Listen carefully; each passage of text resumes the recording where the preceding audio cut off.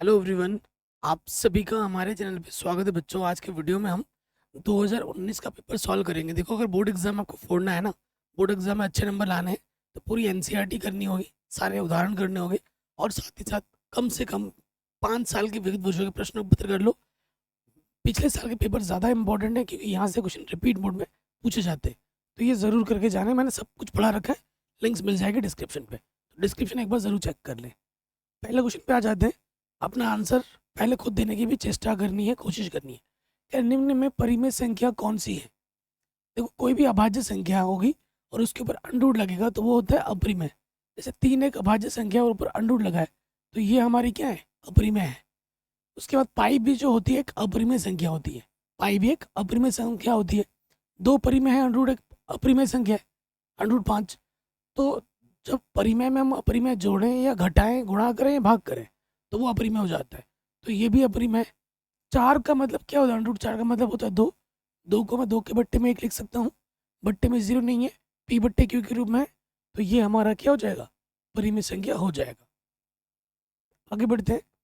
Next question क्या बोल रहा है? यदि समीकरण युग्म ये वाला और ये वाला निरूपित रेखाएं समांतर हों तो के का मान क्या होगा?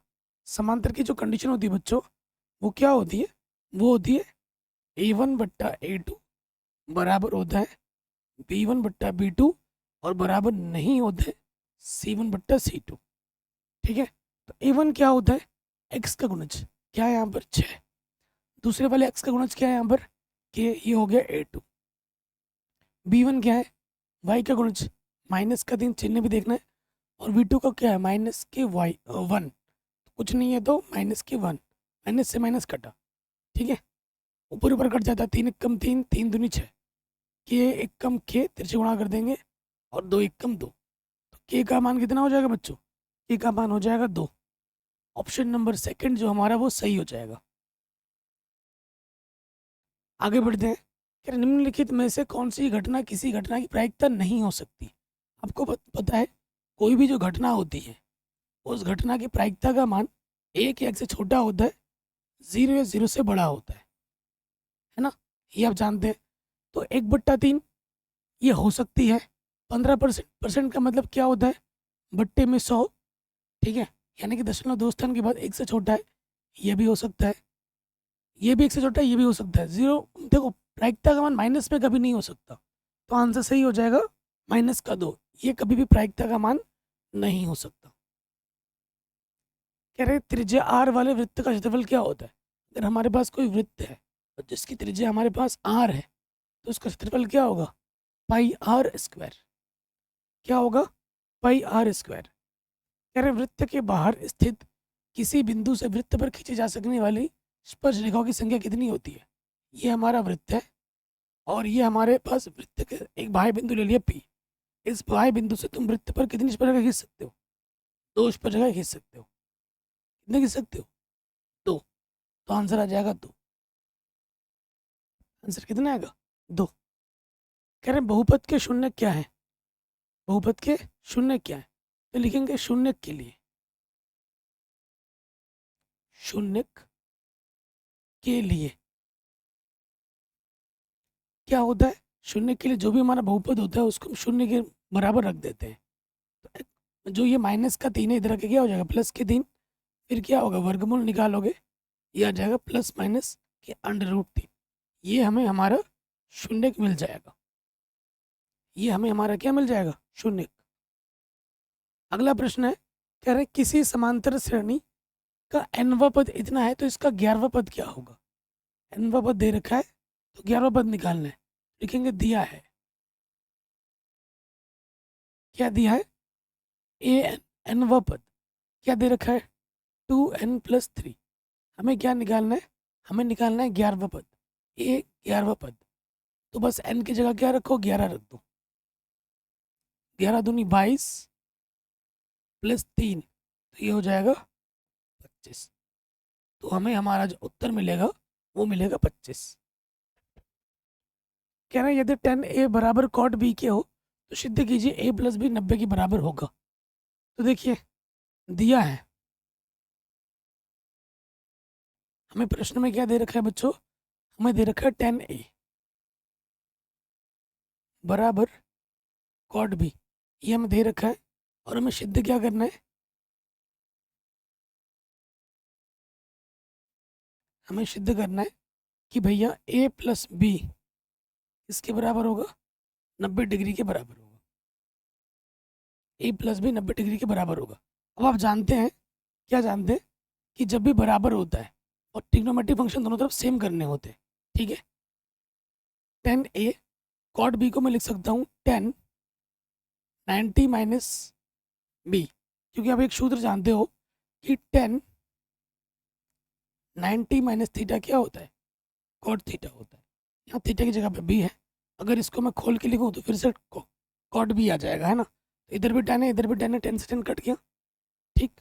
इधर बचा ए और इधर बचा 90 माइनस के बी, ठीक। तो माइनस वाला बी इधर के क्या हो जाएगा, प्लस वाला बी, ए प्लस बी कितना आ जाएगा, 90 डिग्री। और ये हमें हमारा उत्तर आसानी के साथ मिल जाएगा। नेक्स्ट हमसे क्या पूछा जा रहा है कि निम्नलिखित आंकड़ों का माध्यक ज्ञात कीजिए। ये जो आंकड़े में दे रखे हैं ना, इसका हमें माध्यक निकालना है। तो सबसे पहले आंकड़ों को हमें आरोही क्रम में रखना पड़ेगा, ठीक है। आरोही क्रम में रखने पर जब भी माध्यक बोलेगा ना, जो भी आंकड़े दिए होंगे उनको हमें रखना होगा आरोही क्रम में। सबसे छोटा क्या है हमारे पास, सबसे छोटा है हमारे पास 20। 20 से बड़ा क्या है, 20 हो गया, 20 से बड़ा, 20 से बड़ा है 25। 20 से बड़ा क्या है 25। 25 से बड़ा क्या है, 25 से बड़ा है, 25 से बड़ा है 28।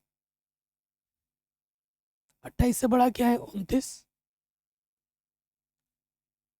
29 से बड़ा क्या है 30। 30 है, ठीक है ना। 29 से बड़ा क्या है 33 है, 33 भी लिख दिया। 33 से बड़ा क्या है बच्चों, 38 है। 38 से बड़ा क्या है 40 है। 40 से बड़ा क्या है 42 है। और 42 से बड़ा क्या है लास्ट में 43 है। ठीक हो गया जी। अब हमें गिनना है कितने पद है, 1 2 3 4 5 6 7 8 9, ठीक है। एन क्या है 9 है, जो कि विषम है। और जब विषम का केस होता है ना, तो क्या होता है कि जितने पद उधर है उतने ही पद इधर रखो, बीच वाला पद आपका माध्यक हो जाएगा। तो यहाँ लिखना होता है सूत्र क्या होता है, माध्यक पद। माध्यक बराबर क्या होता है, एन प्लस 1/2 पद, ये सूत्र होता है, ठीक। एन कितना है हमारे पास 9 प्लस 1 बट्टे में 2, आंसर आ जाएगा 10/2 यानी कि 5।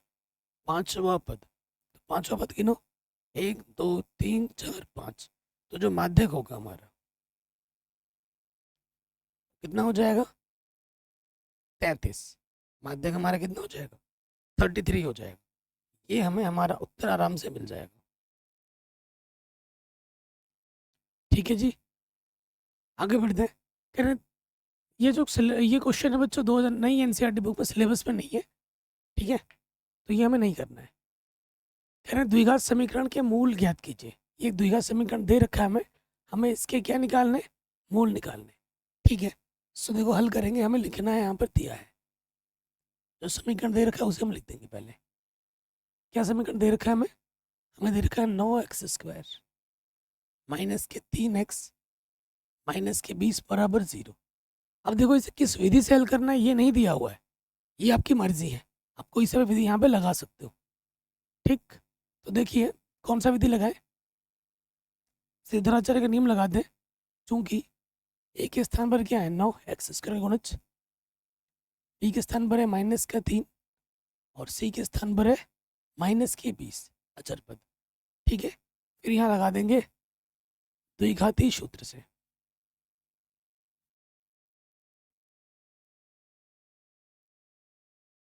द्विघाती सूत्र क्या होता है, x बराबर -b plus minus b² -4ac बट्टे में 2a, ठीक। तो देखो माइनस बी का मान क्या है यहाँ पर -3 प्लस माइनस, ठीक है, b² यानी कि -3 का वर्ग, और ए का मान है 9 और सी का मान है -20। ये रखा, बट्टे में 2a, a कितना है 9 है, तो negative negative positive, plus minus 3 3 9, negative का वर्ग पॉजिटिव, नेगेटिव नेगेटिव पॉजिटिव, देखो 9 चौको 36, 36 दूनी 72, ये आ गया 9 दूनी 18। ठीक, अब हमें देखो जोड़ देना है, और ये आ जाएगा 700, अरे ठीक है 720, 9 दुनिया क्या है 9 चौको 36, 36 दूनी 72, पीछे से 0, ये 20 है, 20 में 9 जोड़ देंगे 729। ठीक है, वर्गमूल निकालना है, किसका वर्गमूल निकालना है 729 का, ये हम अलग से निकाल लेते हैं, यहाँ पर वर्गमूल निकाल लेते हैं, भाग विधि लगा रहे, पीछे से जोड़ा बनाते हैं, तो यहाँ लग जाएगा, देखो 2 दूनी 4, घटा देंगे तो बचेगा कितना 3 बचेगा, और ये जोड़ा नीचे आ जाएगा, 2 का डबल यहाँ हो जाएगा 4, और 9 कब आएगा 749, 9 कब आएगा 2 दूनी 4, 7 में से 4 घटाएंगे 3 बचेगा, 29 आ गया, कुछ भी लिखोगे 40 के आसपास आ जाएगा ना, 3 दिया 9, 3 बार में नहीं जाएगा, 7 7 49, 7 बार में देखे, 7 बार में देखे, 7 7 49, हासिल लगा 4, 7 को 28, और 4 बत्ते थे, पूरा चला गया। ठीक है, कितना आ गया लॉस, कितना आ गया हमारा वर्गमूल, तो ये आ गया 27, तो यहाँ लिख देंगे 3 प्लस माइनस, ये आ जाएगा 27 बट्टे में 18। अब आपको एक बार प्लस चिन्ह लेना है, एक बार माइनस चिन्ह लेना है, तो ये लिखेंगे प्लस चिन्ह लेने पर,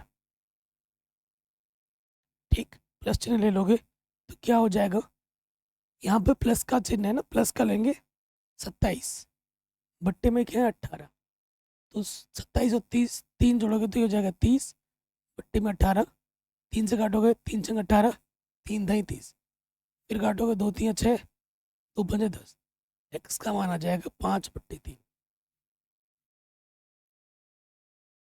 ठीक, फिर हमें लेना है माइनस चिन्ह, माइनस चिन्ह लेने पर जब हम माइनस चिन्ह लेंगे तो क्या हो जाएगा, एक्स बराबर ये हमारा 3 माइनस के 27 हो जाएगा, बट्टे में क्या है 18, ये आ जाएगा माइनस के 14 बट्टे 18, 2 सत्ते 14, 2 नम 18, एक्स का मान आ जाएगा माइनस के 7 बट्टे 9।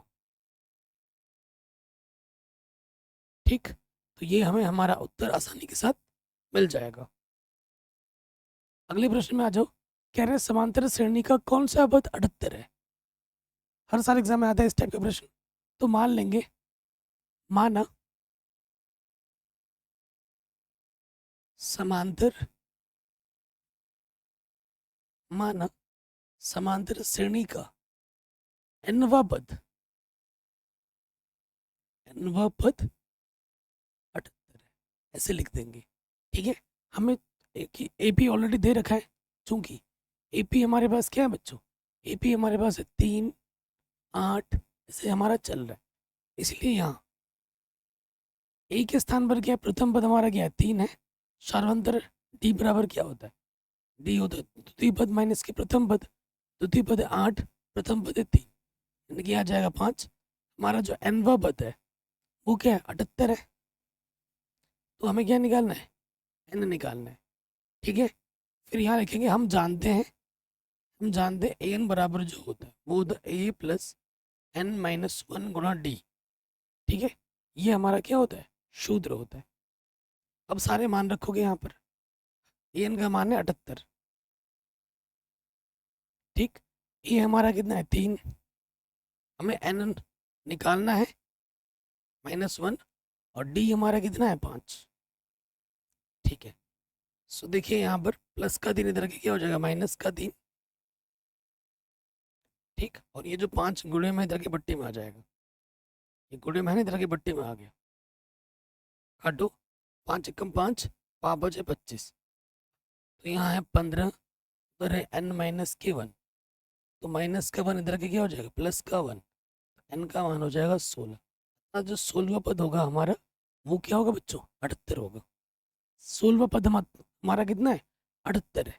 ठीक है जी, तो ये क्वेश्चन भी हमारा आराम से बन गया। अगला प्रश्न वेरी वेरी इंपॉर्टेंट, हर साल एग्जाम में आता है। कह रहे हैं 10a plus be under root 3 है, 10a माइनस बी 1/10 रूट 3 है। ये कुछ कंडीशन दे रखी है और a का मान है जो भी b से बड़ा आएगा, तो a और b का मान हमें ज्ञात करना है। बहुत ही आसान सा प्रश्न है और हर साल एग्जाम में आता है। लिखेंगे दिया है, ठीक है। हमें जो दे रखा है वो लिखेंगे 10 a प्लस बी बराबर अंडर रूट 3, ठीक। अब यहाँ देखिए, ये अंडर रूट 3 है, इधर बराबर है ना। जब भी बराबर होता है दोनों तरफ ट्रिग्नोमेट्रिक फंक्शन सेम करने होते हैं, तो इसका मान भी 10 में सोचो, 10 60 का मान होता है अंडर रूट 3। 10 से 10 हटा, यहाँ क्या मिला हमें, a प्लस बी बराबर 60 डिग्री, a प्लस बी बराबर 60 डिग्री। पुनः हमारे पास क्या दिया हुआ है, हमें दे रखा है 10 a माइनस बी बराबर कितना दे रखा है, 1/√3। ये दे रखा है, बराबर है, इधर 10 है तो इधर भी 10 में सोचो, ठीक है। बराबर होने पर त्रिकोणमितीय फलन दोनों तरफ समान करने होते हैं। इसका मान 10 में सोचो, 10 30 का मान होता है। 10 से 10 हटा, यहाँ आ गया a माइनस बी बराबर 30 डिग्री, समीकरण नंबर 2। अब हमें बस क्या करना है, इन दोनों समीकरणों को हल कर देना है। इन दोनों समीकरणों को हल कर देना है। यहाँ लिखेंगे समीकरण 1 तथा 2 से अब इन दोनों को बस हल कर दीजिए, ठीक है। ए क्या है, a प्लस बी हमारा 60 डिग्री है और दूसरा है a माइनस बी बराबर 30 डिग्री। जोड़ देंगे, प्लस माइनस बी कटा a और a क्या हो जाएगा 2a, और 60 30 क्या हो जाएगा 90, काटोगे 2 चौके 8 2 पंजे 10, तो a का जो मान हमें मिलेगा वो मिल जाएगा 45 डिग्री। वो कितना मिल गया 45 डिग्री। अब हमारे पास समीकरण ऑलरेडी है a प्लस बी बराबर 60 डिग्री। a का मान उठाकर यहाँ रख दो 45, ठीक है। प्लस के जो 45 है वो यहाँ आके माइनस का हो जाएगा, तो 60 में से 45 घटाओगे तो कितना आ जाएगा 15 डिग्री। ये हमें हमारा उत्तर आसानी के साथ मिल गया। देखो जो a कोण है वो बड़ा है b से, कंडीशन को भी क्या कर रहा है, संतुष्ट कर रहा है। तो ये भी हमारा आराम से बन गया।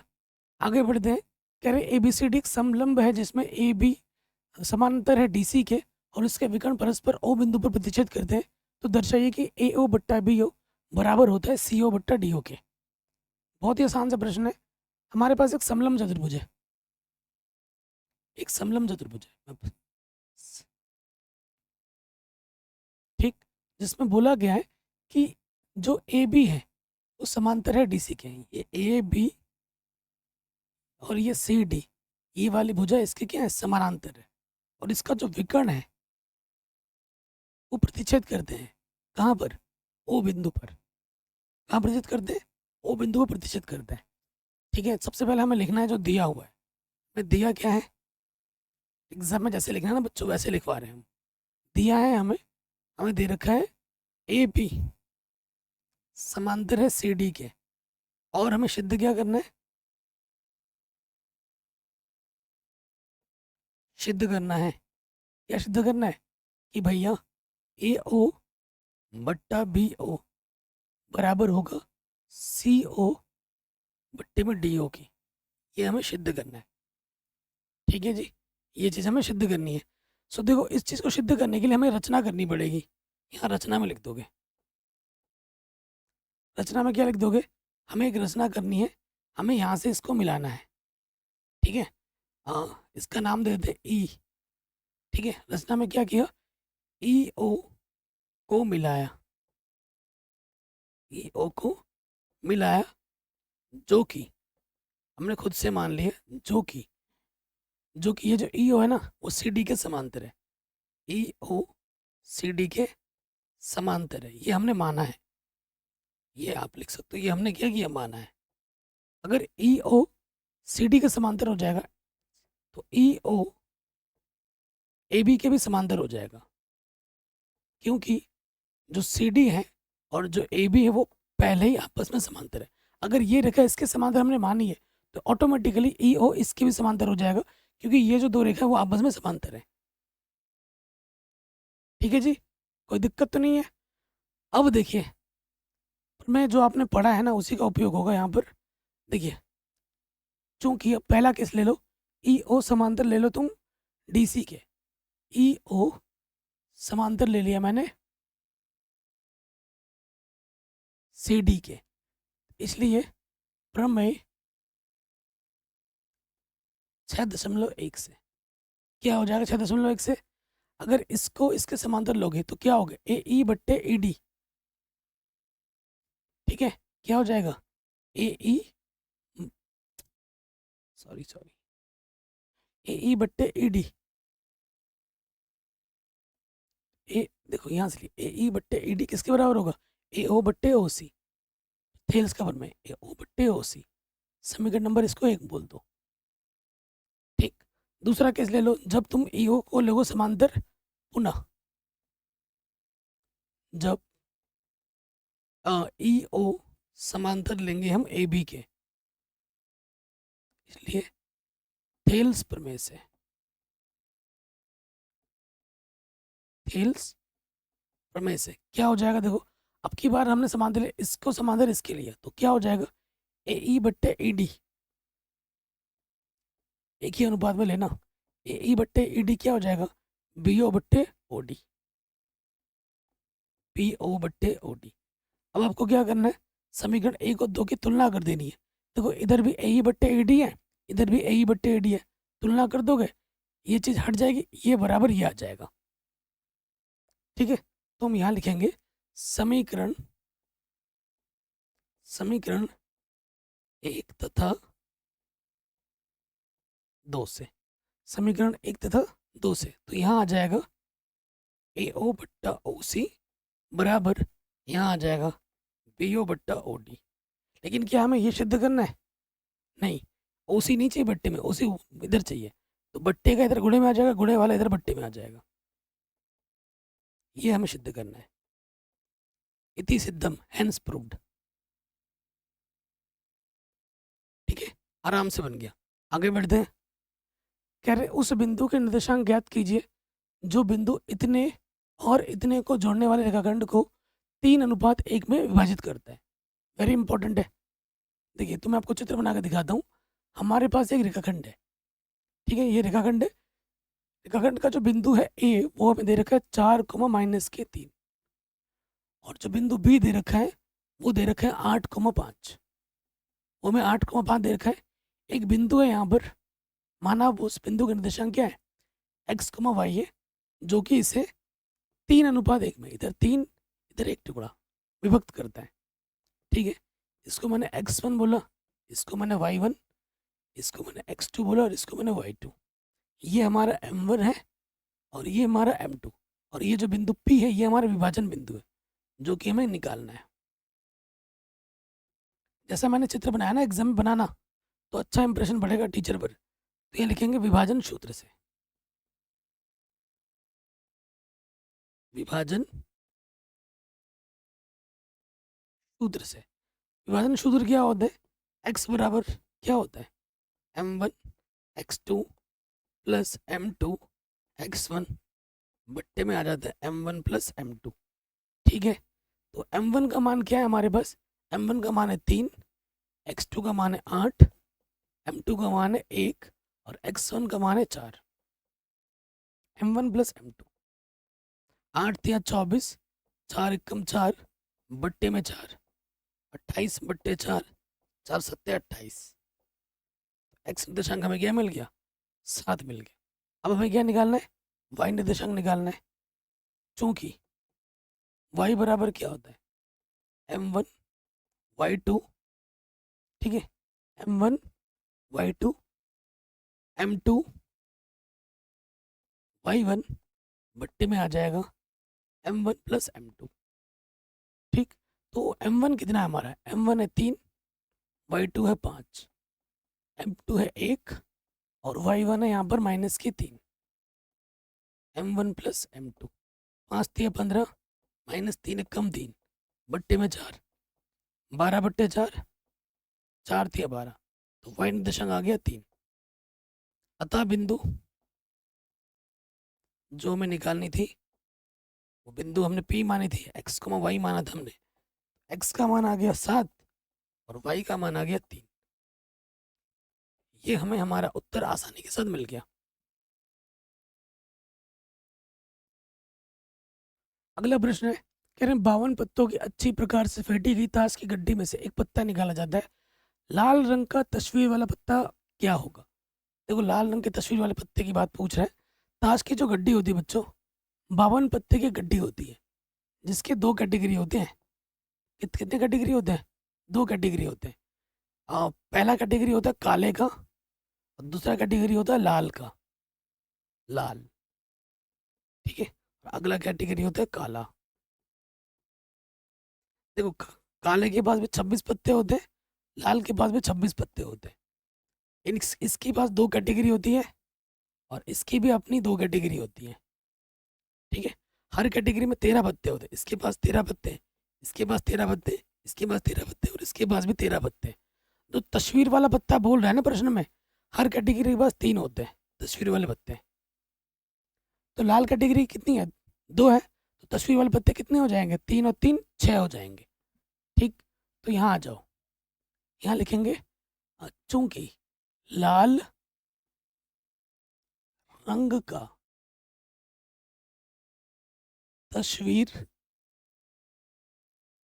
वाला पत्ता, तस्वीर वाला पत्ता कितना होता है? 3 गुणा 2, 3 पत्ते होते हैं हर कैटेगरी में, 2 कैटेगरी, 3 दूनी 6 होते हैं। तस्वीर वाले पत्ते का नाम क्या क्या? एक है बेगम, एक है बादशाह और एक है गुलाम। ये 3 पत्ते ऐसे होते हैं जिनमें चेहरे होते हैं, इन्हें बोला जाता है तस्वीर वाले पत्ते। अब आ जाओ प्रश्नानुसार, हमें क्या निकालना है? प्रश्नानुसार हमें निकालना है लाल रंग का तस्वीर वाला पत्ता आने की प्रायिकता। यही चीज निकाले ना हमको। प्रायिकता का सूत्र क्या होता है? प्रायिकता का सूत्र होता है संभव परिणाम बट्टे में कुल परिणाम। संभव परिणाम कितना है? संभव परिणाम हमारा है 6, कुल परिणाम हमारा है 52। 2 3 6, 2 दूनी 4, 2 छंग 12। आंसर आ जाएगा 3/26। कह रहे एक पासे को एक बार फेंका जाता है, एक सम संख्या आने की प्रायिकता क्या होगी? तो देखो, पासे पर जो परिणाम होते हैं, पासा मतलब लूडो, पासे पर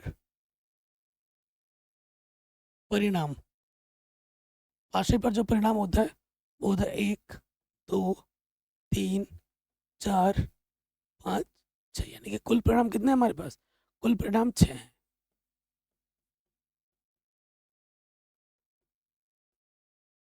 ठीक है जी। देखो बच्चों, मैंने चैप्टर वाइज इंपॉर्टेंट क्वेश्चंस करा रखे हैं, लिंक्स मिल जाएगा डिस्क्रिप्शन में, जरूर देख लें। चैप्टर वाइज रिवीजन भी करा रखे हैं वन शॉट वीडियो में, तो रिवीजन भी हो जाएगा। अलग से इंपॉर्टेंट क्वेश्चंस की वीडियो बना रखी है, और एक वीडियो मैंने बनाया 6.5 घंटे का, उसमें मैंने सब ऑब्जेक्टिव सब्जेक्टिव हर प्रकार के प्रश्न बताए, और बोर्ड एग्जाम में वहीं से आता है, ठीक है। और आपको मैं बोलना चाहूँगा, जो थेल्स का प्रमेय है ना, थेल्स का प्रमेय, और जो प्रमेय 10.2 है, उसका प्रूफ सीख लीजिएगा, क्योंकि इसका प्रमेय का प्रूफ एग्जाम में पक्का पक्का आएगा ही आएगा, बड़े नंबर में, ठीक है। 6 नंबर में आ सकता है प्रूफ और थेल्स का प्रमेय। बाकी जो 10.2 है वो 2 नंबर में या फिर 3 नंबर में आ सकता है। कुल परिणाम 6 हो गए। उसके बाद देखिए हमारे पास क्या बोला, सम संख्या। सम संख्या क्या होती है? वो संख्या जो 2 से विभाजित हो उसे हम सम संख्या कहते हैं। 2 4 और ये 6 जो 2 से कटेंगी, इसलिए ये सम संख्या आने की प्रायिकता। सम संख्या आने की प्रायिकता हमें निकालनी है। तो क्या होता है शूद्र? संभव परिणाम। संभव परिणाम कितने? 1 2 3 और कुल परिणाम है 6। 3 एकम 3, 3 दूनी 6। कभी एग्जाम में अगर अथवा में क्वेश्चन आ जाए, जैसे ये क्वेश्चन है, इससे पहले एक क्वेश्चन है, तो आपको वो क्वेश्चन सॉल्व करना है जो आसान हो, जो कम समय ले रहा हो, जो जगह कम घेर रहा है, उस क्वेश्चन को सॉल्व करना है। ये मत सोचो कि मुझे दोनों आता है, जो लंबा चलेगा, जो पेज ज़्यादा घेरेगा मैं वो लूँ। पेज भरने के नंबर नहीं मिलते भाई, नंबर मिलते हैं सही क्वेश्चन को सॉल्व करने के। ठीक है, कह रहे ये सिलेबस में नहीं है, इस क्वेश्चन को हम नहीं करेंगे, यूक्लिड विभाजन एल्गोरिथम ये हमारे सिलेबस में नहीं है। ठीक है, अगले प्रश्न में हम आ जाते हैं 3 नंबर में। कह रहे हैं एक समकोण त्रिभुज की ऊंचाई उसके आधार से 7 सेंटीमीटर कम है, यदि कर्ण 13 सेंटीमीटर हो तो अन्य दो भुजाएं ज्ञात कीजिए। देखो हमारे पास क्या है बच्चों, एक समकोण त्रिभुज है, ठीक, इसका एक कोण 90 अंश होता है, समकोण त्रिभुज कहते हैं। समकोण त्रिभुज का ये हमारा आधार हुआ, ये हमारा क्या हुआ, कर्ण हुआ, और ये हमारा क्या हुआ, लंब, या जैसे ऊंचाई भी बोलते हैं। प्रश्न में क्या बोला गया है कि ऊंचाई आधार से 7 सेंटीमीटर कम है। ऊंचाई निर्भर कर रही है आधार पर, जिस पर निर्भर करती है उसको हम मान लेते हैं, उसको हम क्या करते हैं बच्चों, मान लेते हैं। तो यहाँ मान लेंगे, माना आधार x सेंटीमीटर है। अगर आधार x सेंटीमीटर है तो ऊंचाई जिसे हम लंब कहते हैं वो क्या हो जाएगी, उससे 7 सेंटीमीटर कम हो जाएगी। और कर्ण तो हमें दे ही रखा है 13, तो आधार हमारा x हुआ और लंब हमारा क्या हुआ, x-7। तो ये चूंकि एक समकोण त्रिभुज है, इस पे हम क्या नियम लगा सकते हैं, पाइथागोरस प्रमेय लगा सकते हैं। तो लिखेंगे पाइथागोरस प्रमेय से।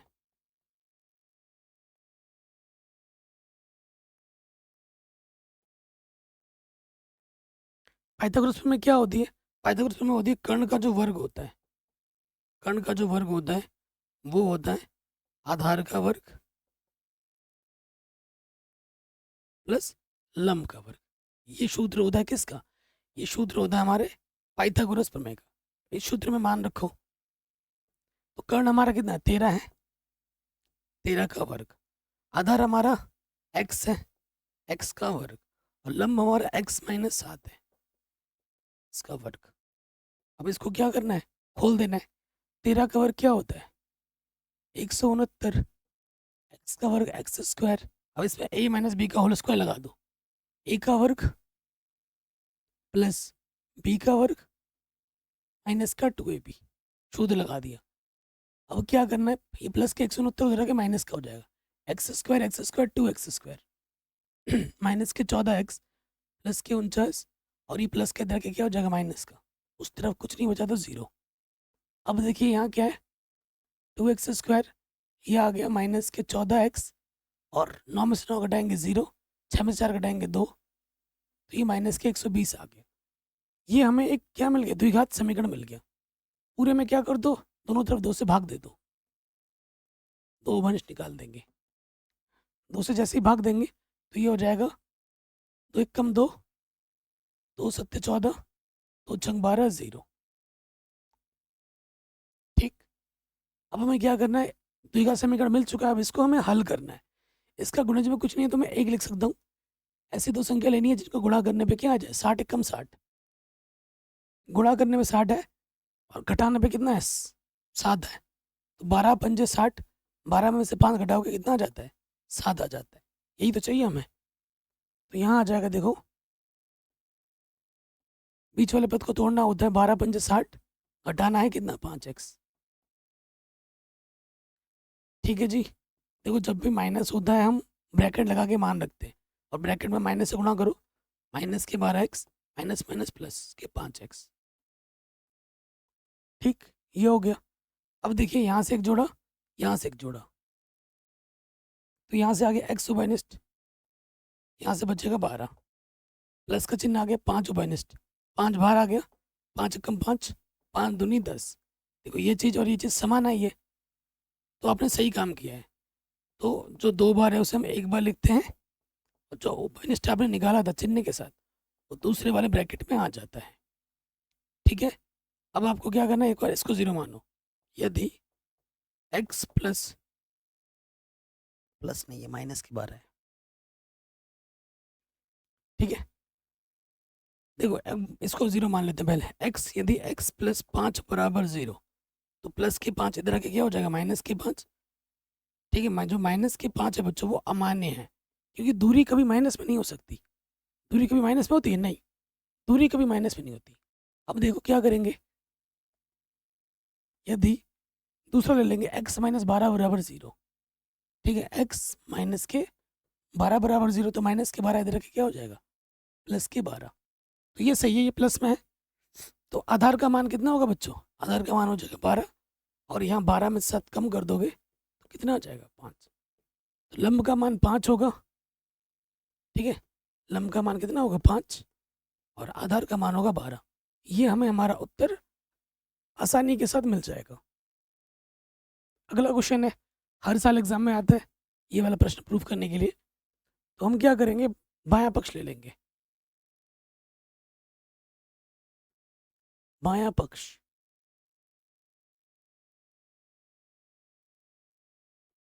लेने पर, और ये प्रश्न जो है बच्चों प्रश्नावली 8.4 का क्वेश्चन नंबर 5 है। हर साल उसमें से एक प्रश्न या दो प्रश्न आते हैं प्रूफ करने के लिए हर साल। तो सबसे पहले हम बायां पक्ष लेंगे। बायां पक्ष हमारे पास क्या है, साइन ए बट्टे में 1 प्लस कॉस ए, फिर यहाँ है 1 प्लस कॉस ए बट्टे में है साइन ए। ठीक, देखो सबसे पहले हम देखते हैं क्या कोई सर्वसमीकरण लग रही है, नहीं, सर्वसमीकरण नहीं लग रही है तो हमें साइन कॉस में बदलना होता है। पहले से साइन कॉस में बदला हुआ है, अब बस लॉस ऑफ लेके इसको हल करो। देखिए लॉस ऑफ क्या आ जाएगा, इसकी गुणा इसके साथ कर देंगे, ये हो जाएगा 1 प्लस कॉस ए गुणे में साइन। आप जानते हैं भैया इसकी गुणा इसके साथ होगी प्लस इसकी गुणा इसके साथ होगी, ठीक है, गुणा करो तो साइन गुणा साइन क्या हो जाएगा, साइन स्क्वायर, और 1 प्लस कॉस ए गुणा 1 plus cos A, 1 plus cos A की घात 2, 2 बार गुणा है तो घात में 2 लग गया। अब हमें क्या करना है, इस घात को खोल देना है, ए का वर्ग प्लस बी का वर्ग प्लस 2ab, ठीक है, शुद्ध लगा दिया, नीचे जो है उसको वैसे का वैसा रखो। अब आप जानते हैं कि भैया sine square plus cos square का मान कितना होता है, कितना होता है बताओ, sine square theta plus cos square theta का मान कितना होता है, 1 होता है, तो इसकी जगह पे 1 आ गया, और 1 का वर्ग क्या होता है 1, और ये 2 एकम 2 कॉस ए बट्टे में क्या है 1 प्लस कॉस ए गुणा में साइन ए। आगे हल करते हैं, देखो 1 और 1 कितना हो जाएगा 2, नीचे क्या है 1 प्लस कॉस ए गुणे में है साइन ए, ऊपर से क्या है बच्चों 2 उभयनिष्ठ है, उभयनिष्ठ निकालो, 2 1 कम 2, 2 बाहर आ गए, यहाँ से बचा कॉस, यहाँ आ गया 1 प्लस कॉस ए गुणे में है साइन ए, तो 1 प्लस कॉस 1 कम 1 प्लस कॉस, तो यहाँ हमारा क्या आ जाएगा 2, 1 के बट्टे में क्या है साइन, और 1 के बट्टे में साइन क्या होता है बच्चों, सूत्र में कॉसेक होता है, और यही आपको सिद्ध करना था। बायां पक्ष लेके चले थे, दाएं पक्ष के बराबर आ गया, इति सिद्धम, यही हमें सिद्ध करना था, हो गया। अगला क्वेश्चन है कि 15 कॉट ए, देखो 15 कॉट ए 8 के बराबर है, तो साइन का मान क्या होगा। बहुत सिंपल क्वेश्चन है, देखो दिमाग लगा के करेंगे इसको हम। कॉट दिया है, कॉट ए बराबर 8, इधर है 15, ठीक, तो देखो बच्चों ये 15 है, गुणे में रखे क्या हो जाएगा बट्टे में, हमें निकालना क्या है साइन। इस प्रश्न को वैसे हम 2-3 तरीकों से निकाल सकते हैं, 2 से 3 तरीके हैं निकालने के, तो देखो सूत्र की मदद से निकाल दें। हमें साइन निकालना है, अगर कॉसेक निकाल दोगे तो साइन निकल जाएगा, क्योंकि कॉसेक का उल्टा क्या होता है साइन होता है, ठीक। और एक तरीका है कि आधार और लंब की तुलना करके निकालो, उसमें थोड़ा लंबा चला जाता है। आप जानते हो कॉसेक स्क्वायर ए बराबर क्या होता है 1 प्लस कॉट स्क्वायर है, और अगर हमें कॉसेक निकालना है तो यहाँ पे बस क्या लग जाएगा अंडर रूट लग जाएगा, और कॉट का मान तो हमें दे ही रखा है, कॉट का मान दे रखा है ना, कितना 8/15, 8×8 = 64 बट्टे 15 का वर्ग 225, इसके बट्टे में कुछ नहीं तो 1 ले लिया, लॉस ऑफ क्या आ जाएगा 225, 225 एकम 225, 64 एकम 64, तो ये आ जाएगा 289 बट्टे में 225। 289 का वर्गमूल होता है 17 और 225 का होता है 15, तो कॉसेक हमें मिल गया, चूंकि कौशिक हमें क्या मिल गया बच्चों, 17/15।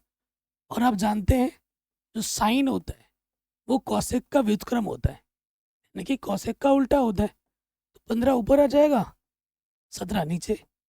तो जैसे ही हमें कौशिक मिल गया वैसे ही हमें साइन मिल जाएगा फट से। ठीक है, कौशिक का उल्टा साइन होता है, सेक का उल्टा कॉस होता है, टेन का उल्टा कॉट होता है, ये आपको पता होगा। तो ये क्वेश्चन भी हमारा बन गया। आगे बढ़ो, कह रहे दिखाइए बिंदु इतना इतना और इतना एक समकोण त्रिभुज के शीर्ष है।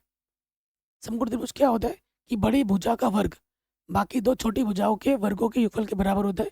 ये क्वेश्चन आपको खुद करना है।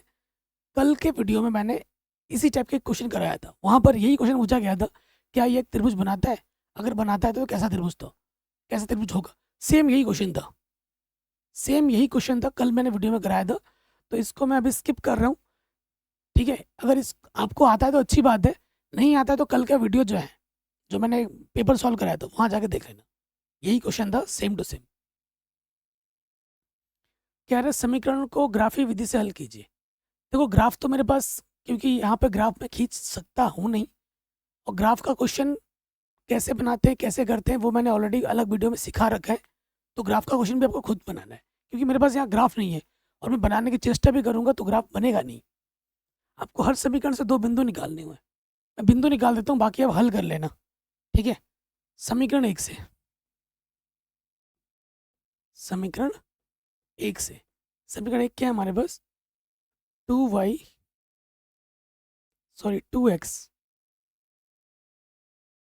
2x प्लस y बराबर 6 है।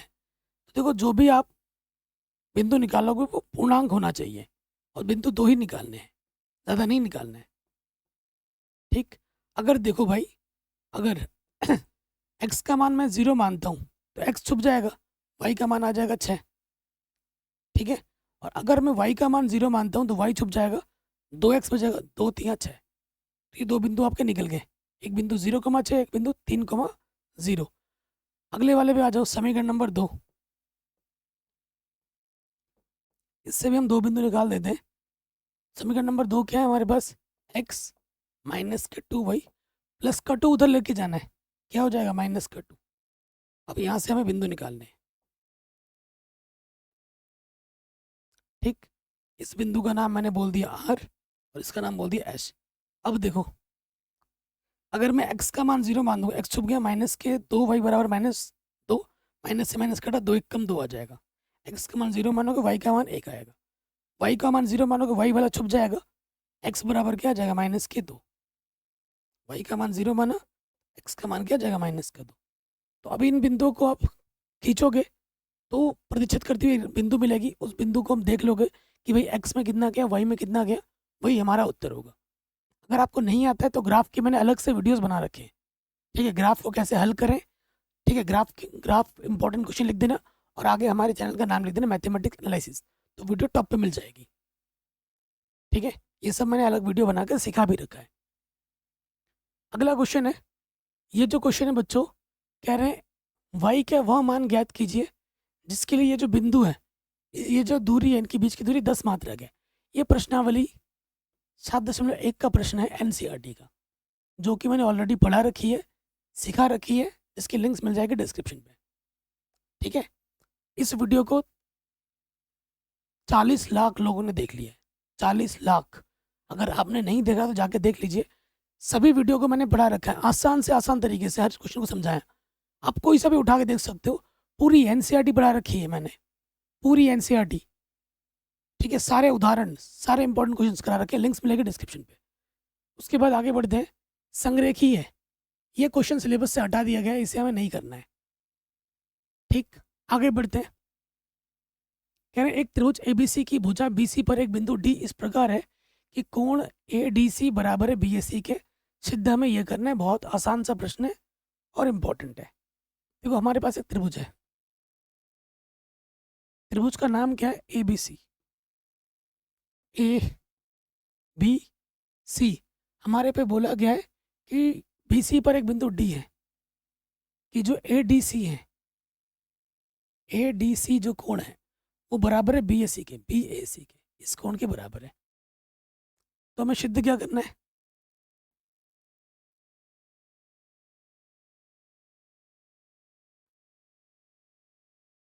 दिया है ए डी सी बराबर दे रखा है बी ए सी के, ठीक। और हमें सिद्ध करना है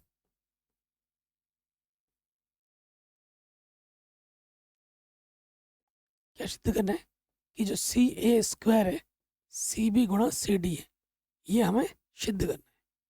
अब देखो सी ए स्क्वायर कब आएगा, सी ए जब इस वाले त्रिभुज में लोगे तो सी ए मिलेगा, और जब इस वाले त्रिभुज में लोगे तो भी सी ए मिलेगा। यानी कि इस छोटे त्रिभुज को इस बड़े वाले त्रिभुज के क्या दिखाना होगा, समरूप।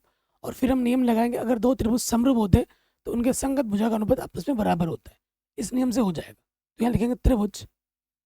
अब आपको सिमेट्री सोचनी नहीं पड़ेगी, यहाँ से आपको आइडिया दे मिल जाएगा कि त्रिभुज ए डी सी व त्रिभुज बी ए सी में, बड़े और छोटे वाले त्रिभुज में, ए डी सी और बी ए सी। ओके, सबसे पहले देखो तुम छोटा वाला त्रिभुज लो या बड़ा वाला त्रिभुज लो, तुम्हें ये वाला कोण तो दोनों में मिलेगा, छोटे वाले में भी मिलेगा और बड़े वाले में भी मिलेगा। तो कोण सी बराबर कोण सी है, क्योंकि ये उभयनिष्ठ कोण है। क्यों बराबर ही है, क्योंकि ये उभयनिष्ठ कोण है। उसके साथ ये वाला कोण इसके बराबर पहले ही दे रखा है, ठीक है। जो कोण आपका ए डी सी है वो बराबर है कोण बी ए सी के, ये प्रश्न में हमें दिया है। अगर आपने दो संगत कोण बराबर दिखा दिए तो एंगल एंगल से दोनों त्रिभुज क्या हो जाएंगे, समरूप हो जाएंगे। त्रिभुज ए डी सी समरूप हो जाएगा त्रिभुज बी ए सी के, ठीक है। इसके ये क्या हो गया, समरूप हो गया। अब जब दो त्रिभुज आपस में समरूप होती है उनके संगत भुजा का अनुपात आपस में बराबर होता है। तो देखो यहाँ से क्या लग जाएगा, हमें चाहिए सी डी, यहाँ से आ जाएगा सी डी, तो यहाँ से पट्टे में क्या आ जाएगा ए सी, ए सी का स्क्वायर चाहिए, यहाँ से आएगा ए सी, तो यहाँ से क्या आ जाएगा बी सी, त्रिज्य गुणा करो, ए सी गुणा ए सी का वर्ग, और ये आ जाएगा बी सी गुणा सी डी, और यही हमें सिद्ध करना था। हैंस प्रूव्ड इति सिद्धम, ये क्वेश्चन हमारा आराम से बन गया, ठीक। ये जो क्वेश्चन है प्रश्नावली 10.2 का, जो मैंने ऑलरेडी पढ़ा रखा है और हर साल एग्जाम में आता है, लिंक्स मिल जाएगा डिस्क्रिप्शन में। मैंने 2 दिन पहले 10 इंपॉर्टेंट क्वेश्चंस की एक वीडियो बनाई थी, उसमें भी इस क्वेश्चन को मैंने सॉल्व किया था, ठीक है। मैं प्लेलिस्ट की लिंक्स डाल दूंगा डिस्क्रिप्शन पे, जाके देख लीजिएगा। और नहीं आता है प्रश्नावली 10.2 करा ही रखा है मैंने, तो वहाँ पर जाके भी देखोगे वीडियो में मिल जाएगा, लेकिन इंपॉर्टेंट है, हर साल एग्जाम में आता है, ठीक। अगला जो क्वेश्चन है ये चैप्टर नंबर 3 का है, वेरी वेरी इंपॉर्टेंट है, हर साल एग्जाम में आ जाता है, ठीक, बड़े नंबर में। ये सारे प्रश्न मैंने करा रखे हैं, कई बार करा रखे हैं, ठीक। चलिए स्टार्ट करते हैं, उस पर आ जाते हैं। कुछ कुछ क्वेश्चन सिलेबस में भी नहीं है, उसको हम स्किप कर देंगे। कह रहे माना वो भिन्न, भिन्न मान लो, भिन्न का क्वेश्चन है ना, तो भिन्न हमें निकालना है। माना वो भिन्न क्या है बच्चों, x बट्टे वाई है, ये हमने भिन्न मान ली। और प्रश्न में क्या बोल रहे हैं कि अगर किसी भिन्न के अंश और हर में 2 जोड़ दे, अंश क्या होता है, ऊपर वाला को हम अंश कहते हैं, नीचे वाले को हम क्या कहते हैं, हर कहते हैं। तो पहले शर्त में आ जाओ, प्रथम शर्त अनुसार।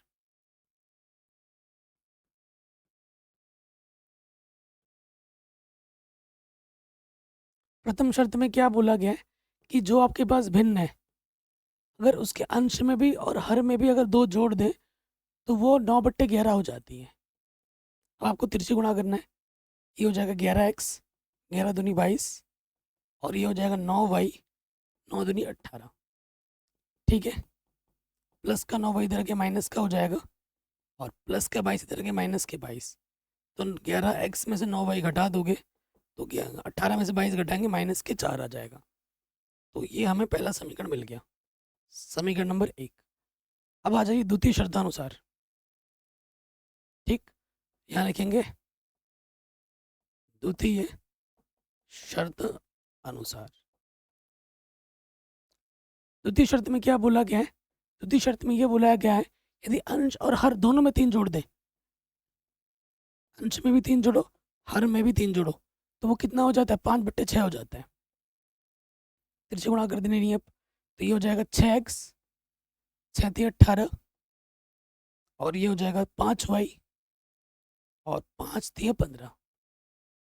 ठीक। सो यहाँ देखो, प्लस का 5y इधर आके माइनस के 5y, और प्लस के 18 इधर आके माइनस के 18।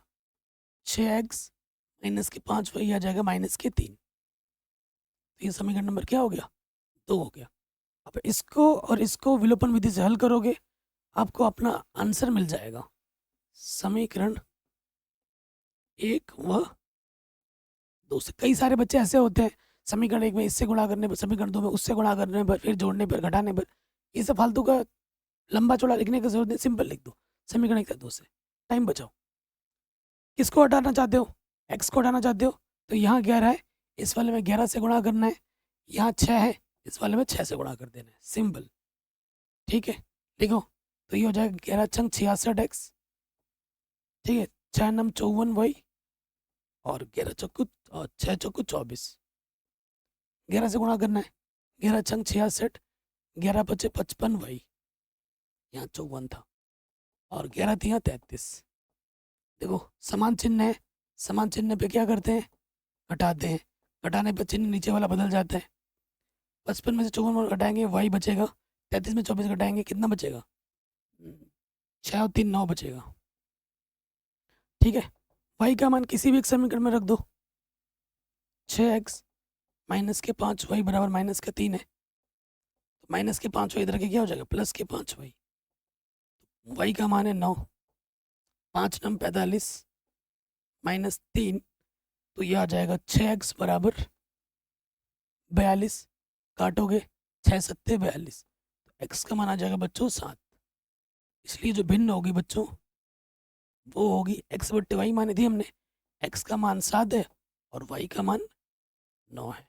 ये हमें हमारा उत्तर आसानी के साथ मिल जाएगा।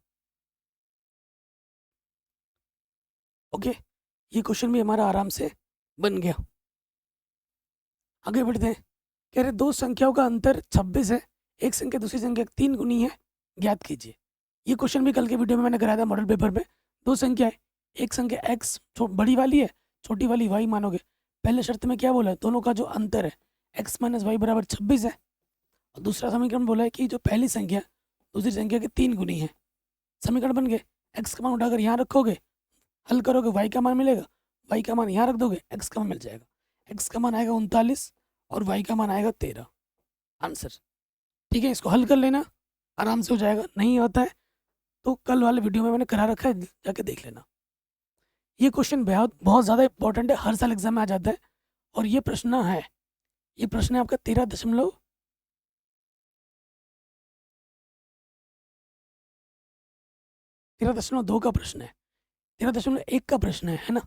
मैं आपको करके दिखाता हूँ।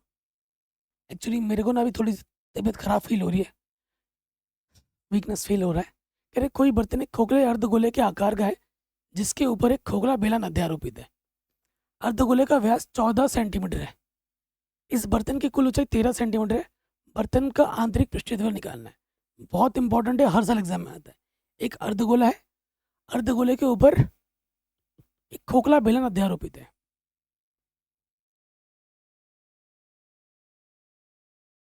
ठीक है, हमसे बोला गया अर्धगोले का व्यास 14 है। अगर व्यास 14 है तो इसकी त्रिज्या कितनी होगी, 7 सेंटीमीटर, यहाँ से लेकर यहाँ तक। उसके बाद इस बर्तन की जो कुल ऊंचाई है, यहाँ से लेकर टोटल यहाँ से लेकर यहाँ तक कितनी है, 13 सेंटीमीटर। तो बेलन की ऊंचाई h बराबर कितनी हो जाएगी, 13 में से हमें क्या घटा देना है, 7 घटा देना है। बेलन की ऊंचाई क्या आ जाएगी, 7 सेंटीमीटर। तो हमें देखो, इसके ऊपर अध्यारोपित है, जो अर्धगोले की त्रिज्या होगी वही बेलन की भी क्या होगी, त्रिज्या होगी। तो हमारे पास जो त्रिज्या है r, बेलन और अर्धगोले की सेम है, 7 दे रखा है, और जो बेलन की ऊंचाई है वो हमने निकाली है 6 सेंटीमीटर। हमें क्या निकालना है, हमें निकालना है पृष्ठीय क्षेत्रफल।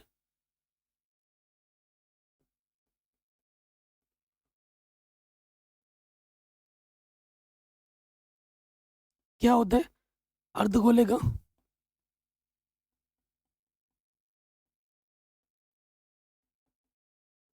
अर्धगोले का पृष्ठीय क्षेत्रफल प्लस बेलन का पृष्ठीय क्षेत्रफल। ठीक, तो अर्धगोले का कितना होता है शूद्र? अर्धगोले का होता है 2πr² और बेलन का होता है 2πrh। तो 2πr यहाँ से उपनिष्ठ है, यहाँ से बचेगा r, यहाँ से बचेगा h। 2π का मान 22/7, r का मान 7, h का मान 6। 7 से 7 कटा, 22 दूनी 44, 7 और 6 13, 13 चौके 52, हासिल लगा 5, 13 चौके 52 और 5 57, 572 सेंटीमीटर स्क्वायर हमें हमारा उत्तर आसानी के साथ मिल जाएगा। ठीक है, बहुत ही आसान क्वेश्चन है। आगे बढ़ते हैं। ये जो क्वेश्चन ये सिलेबस से हटा दिया गया है, ये हमें नहीं पढ़ना है, नहीं एनसीईआरटी बुक में नहीं है। उसके बाद इस क्वेश्चन को भी सिलेबस से हटा दिया गया है, इसको भी नहीं पढ़ना है, एनसीईआरटी बुक में नहीं है। ठीक है, ये क्वेश्चन कल मैंने किया था, कल की वीडियो में भी किया था।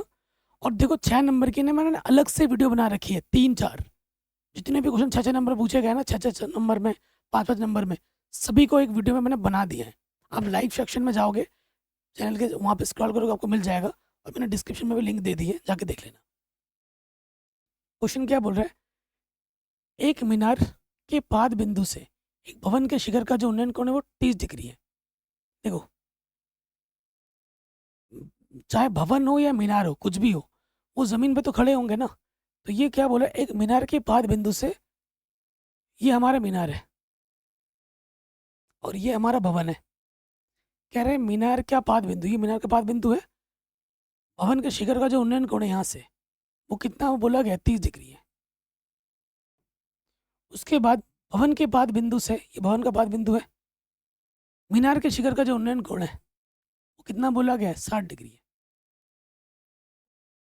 तो यदि मीनार की ऊंचाई 50 मीटर हो, मीनार की ऊंचाई 50 मीटर है यहाँ से लेकर यहाँ तक, तो हमसे बोला है भवन की ऊंचाई बताइए क्या होगा। माना भवन की ऊंचाई कितनी है? h है, ये हमें ज्ञात करना है। ठीक है, चित्र बन गया, नाम दे दो। अब 2 समकोण त्रिभुज बने होंगे, उनको हल कर लो। ठीक है, तो देखो ये जो भुजा है ये दोनों त्रिभुज में आएगा, इस वाले में भी और इस वाले में भी। तो जो दोनों में उपनिष्ठ उसको लेना ही पड़ता है। तो आ जाओ त्रिभुज DCB में, ये हमको निकालना है और ये दोनों में उभयनिष्ठ है। ठीक है, तो कोण के सामने वाली भुजा क्या होती है? लंब CD बट्टे BC, लंब बट्टे आधा tan थीटा, थीटा हमारा है 30 डिग्री। DC को हमने h माना है और BC को x माना है। tan 30 का मान 1/√3, x 1 कम x, और ये हो गया h√3, ये हो गया h√3। अब आ जाओ दूसरे वाले में, ABC में, त्रिभुज ABC में। देखो AB हमें मालूम है, तो AB और ये BC हमें चाहिए होगा, AB बट्टे BC। कोण के सामने वाले भुजा लंब और ये है आधार tan थीटा, थीटा कितना है? 60। AB का मान है 50, BC का मान है x, tan 60 का मान होता है √3।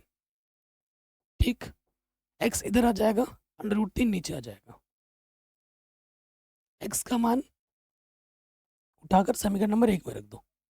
ठीक, तो x का मान क्या है? 50 बट्टे में √3, और इधर है h √3 गुणे में है, इधर आके क्या हो जाएगा? बट्टे में। तो ये क्या आ जाएगा? √3 गुणा √3 सिर्फ 3। h का मान आ जाएगा 50 बट्टे 3 मीटर, यानी कि मीनार की ऊंचाई का 1/3 हमें आंसर मिल जाएगा। ठीक है, कोई दिक्कत, कोई भी परेशानी नहीं होगी। ये जो क्वेश्चन है ये आपके सिलेबस में ये वाला नहीं है, इसे स्किप करो। ठीक, ये वाला भी प्रश्न सिलेबस में नहीं है, इसे भी स्किप करना है। चिन्हक वाला प्रश्न भी सिलेबस में नहीं है, स्किप करो। ठीक है, ये जो क्वेश्चन है ये भी सिलेबस में नहीं है। अब आते हैं नेक्स्ट क्वेश्चन पे, आखिरी प्रश्न है जो कि सिलेबस में है। बहुलक पूछा जा रहा है 6 नंबर में, आपसे माध्यिका निकालने के लिए भी आ सकता है 6 नंबर में, माध्यिका, और माध्य निकालने के लिए आ सकता है 3 नंबर में।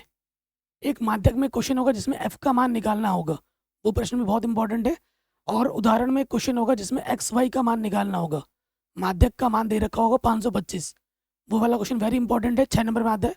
और एक क्वेश्चन इंपॉर्टेंट है माध्यक का, जिसमें एक्स और वाई का मान निकालना है और माध्यक का मान 28.5 दिया होता है।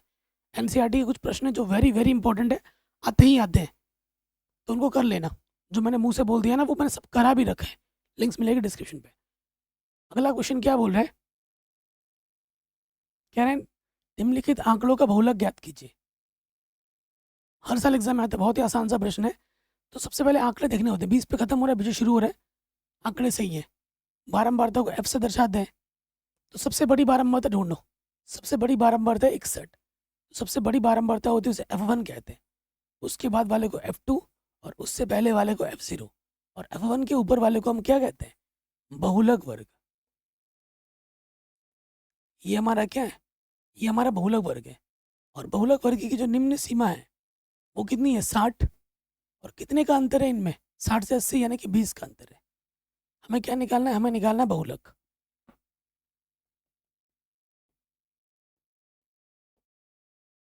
बहुलक का सूत्र होता है L plus F1 minus F0 गुणा H, बट्टे में आ जाता है 2F1 माइनस F0 माइनस के F2। L का मान हमारे पास है 60, F1 का मान हमारे पास है 61, F0 का मान है 52, H का मान है 20।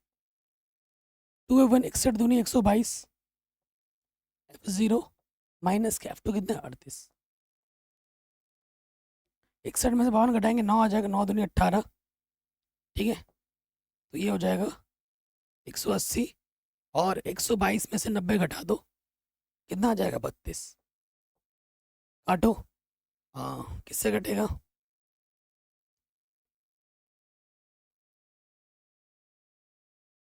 चार चक्कू 16, 4 पंजे 20, और ये कटेगा 4 अठे 32। 8 से भाग दे दो 45 में, 8 पंजे 40, घटाएंगे तो 5 बचेगा, 10 में लगाएंगे 0 बढ़ जाएगा, 8 छंग 48, 2 बजा 0 हो गया, 8 दूनी 16, 8 पंजे 40, ठीक है। तो कितनी बार भाग जाएगा, 5.625, जोड़ देंगे आंसर आ जाएगा 65.625। ये हमें हमारा बहुलक मिल जाएगा।